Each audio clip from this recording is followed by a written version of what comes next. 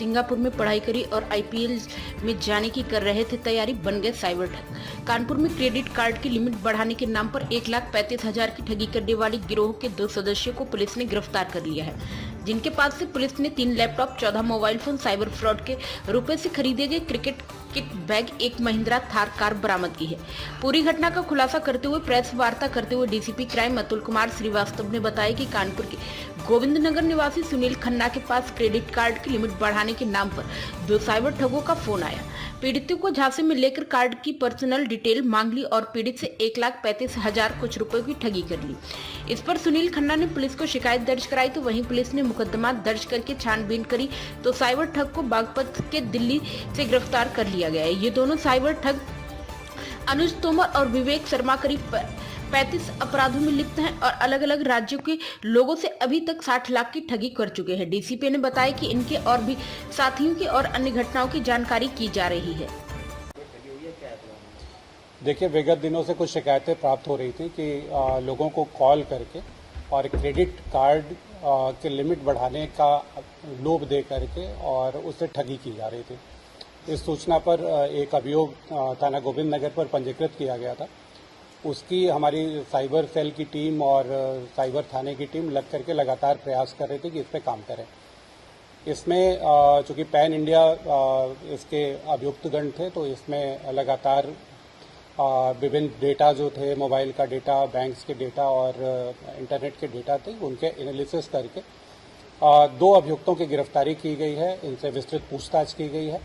अब तक की जांच से ये 35 अपराधों में संलिप्त पाए गए हैं, जो पूरे देश के विभिन्न भागों से आए हैं और इसमें करीब अब तक 60 लाख रुपए की धनराशि की ठगी की बात प्रकाश में आई है। अभी विस्तृत जांच जारी है, विस्तृत पूछताछ की जा रही है। अनुमान है कि और भी इस तरह की शिकायतें इनके ऊपर होंगी। इनको चंडीगढ़ से और दिल्ली से गिरफ्तार किया गया है। इनसे जो क्रेडिट कार्ड की धोखाधड़ी से जो कुछ सामान खरीदे गए थे, बैट्स खरीदे गए थे, क्रिकेट किट खरीदी गई थी, वो सारी वस्तुएं बरामद की गई हैं। एक थार गाड़ी खरीदी गई थी इन्हीं पैसों से, वो भी बरामद कर ली गई है। विस्तृत पूछताछ जारी है। पूछताछ में जो भी अन्य तथ्य प्रकाश में आएंगे उनके आधार पर अग्रिम कार्रवाई करेंगे। अभी और भी लोग हैं। अब जैसा मैंने कहा कि जो शिकायतें आई हैं उनके क्रम में अभी हमारी जांच लगातार जारी है। और भी लोग इसमें प्रकाश में आएंगे, कुछ आए भी हैं और कुछ आएंगे। अभी इसके बारे में विस्तृत पूछताछ की जा रही है। पूछताछ में जो भी तथ्य प्रकाश में आते हैं कार्रवाई करेंगे। इन दोनों ने सिंगापुर में नौकरी की, फिर नौकरी खत्म हो गई तो प्रेस नोट में लिखा है कि किसी व्यक्ति ने इनको साइबर ठगी सिखाई। वो हमारे रडार पे है। हमने और उस पे भी हम लोग शीघ्र गिरफ्तारी और कार्रवाई करेंगे।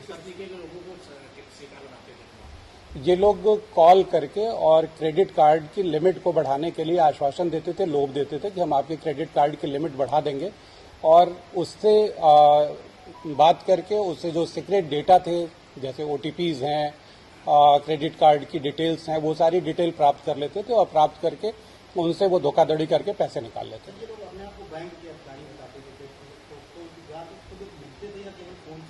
ये सारा बिजनेस इनका फोन से ही था और कॉल सेंटर के रूप में ये अपने को शो करते थे कि बैंक के कॉल सेंटर से कॉल कर रहे हैं और कॉल करके हम आपकी लिमिट बढ़वा देंगे। किस एज के लोगों को ज्यादा शिकार बनाते हैं? क्योंकि आम जनता देखते हैं कि नॉर्मल यंग लोगों को लोग नहीं शिकार बनाते, 40 के ऊपर के लोगों को शिकार बनाते। ये जैसा अभी हमारे यहाँ जो थे वो मिड एज के हैं।